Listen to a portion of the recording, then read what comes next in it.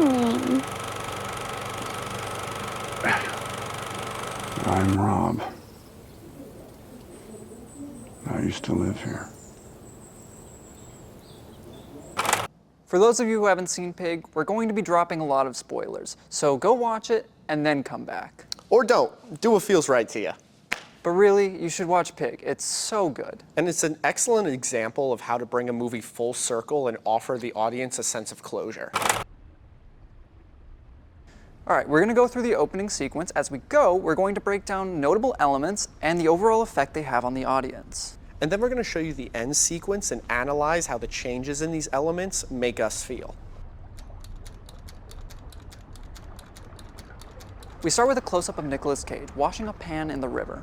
This mundane action suggests that this is a part of this man's routine. Also, the fact that he's doing it in a river highlights the fact that he lives more of a remote or removed lifestyle. Nicolas Cage now returns to his house. Pay attention to the framing here. Nicolas Cage on the outside, the pig on the inside, suggesting it's a part of the home. We then see Nicolas Cage and his pig hunting for truffles in the forest. Notice what the lighting is conveying to us, the audience, about his feelings towards this activity and his general outlook at this moment. The lighting here is soft and peaceful, suggesting that this character is deeply comfortable with the life and routine he has created with this pig. The same lighting is applied here when he is cooking, implying that cooking is an integral and ritualistic process for him. They even shot this part in slow motion to really accentuate the joy that this brings him.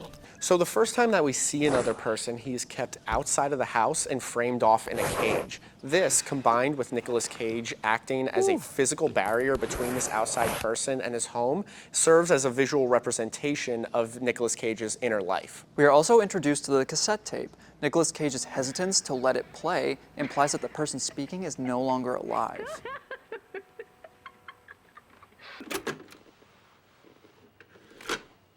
After it's suggested that his wife has died, we get this great wide shot with a lot of negative space. That's when the pig enters and fills the void of this space, suggesting that this animal is filling a void that Nicolas Cage has in his life. The serene sequence of exposition ends with the door of Nicolas Cage's home being violently broken down and the pig being stolen.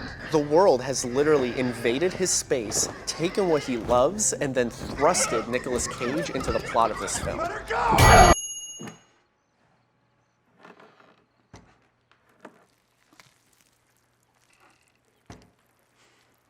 All right, we're gonna put 30 seconds on the clock, and then we're gonna jump to the end of the film.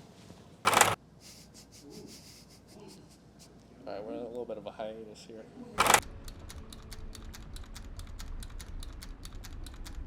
The end sequence begins with Nicolas Cage washing his hands in the river. Notice how the color temperature has shifted to a deep blue, evoking this sense of deep melancholy. Instead of using multiple cuts to highlight the rhythm of his life, his return home is filmed in one long, crawling pan where we pass the cooking utensils along the way. Between the coloring and the framing, we no longer see cooking as a romantic activity, but cold and joyless. Much like the character finds his life now without the pig. Nicolas Cage decides to play the tape of his dead wife and confront his grief. We are still unsure if he is going to be okay, especially without the comfort of the pig, and we marinate on this for a few moments before he turns his head upwards towards a bright light reminiscent of the opening sequence's lighting, giving the audience and him a bit of hope for the future.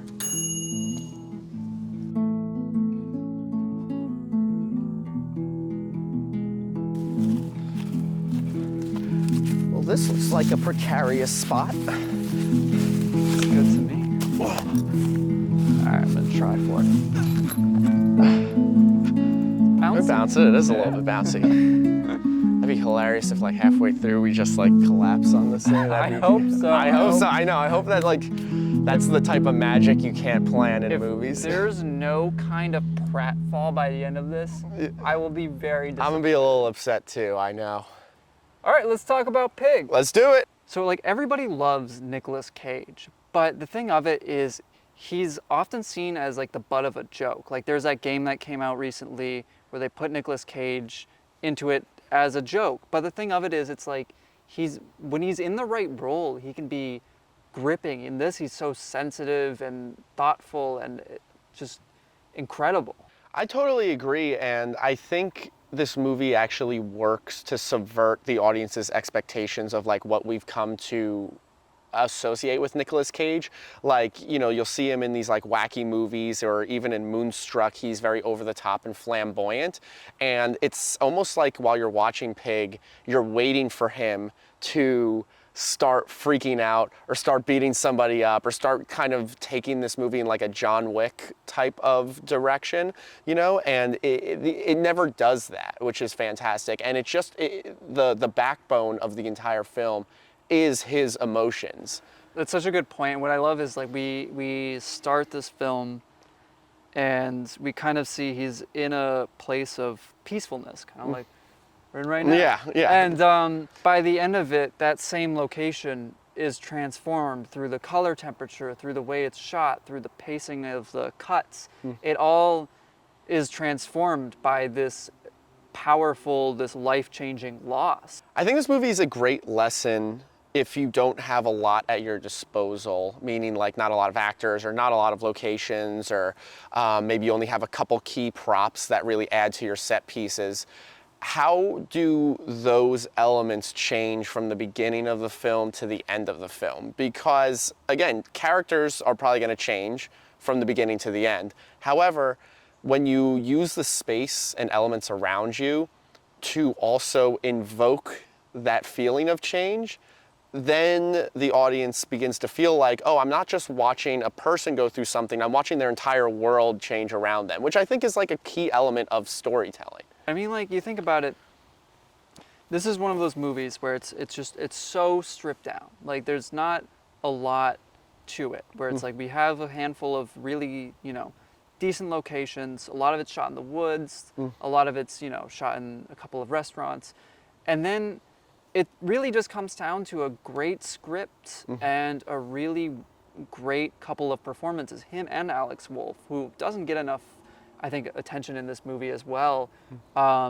Just two incredible performances that really drive the movie, and that contrast between those two, a character who's so done with the world and then a character who's still chasing validation from it, and how these two people are so different but they're, you know, bound together. It really makes something that's just incredibly compelling. I think if you are a filmmaker who's just starting out, or you're making smaller budget films, movies like Pig, or when we did Moonstruck a couple weeks ago, are great movies to look to because it's so focused around just excellent script and character work. And then the other elements, like we talked about, like changing of the lighting, or how does the location get shifted from the beginning to the end of the film, that's all just going to help you tell your story, which is something that I think people generally overlook when they're making movies. You know, I mean, I've definitely had my fair share of films that I've looked back on that I've made, and I've been like, oh wow, if I just changed one or two things from the beginning or end, I feel like it would have created a bigger story, and it would have helped the audience feel like that they traveled through an excursion with the character. You know what I mean? Because it's like, the thing of it is, it's like, it's that feeling at the very, very end that's going to linger with you. So you have to do everything in your power from beginning to end to make that idea stick. Absolutely, absolutely. I don't know if I could add. I don't think that's a great point. I was like, nice. You don't think it's a great point? I think that's a great point. I was like, it's a great point to end on. Okay, right, so if you like this, subscribe to the watch the channel, talk about Cayce, suggest stuff. I don't like if you want to suggest things. We like suggestions. We like movies. I like movies. I like watching movies. I fucking hate movies, man. Do you think I should cut this in at the end?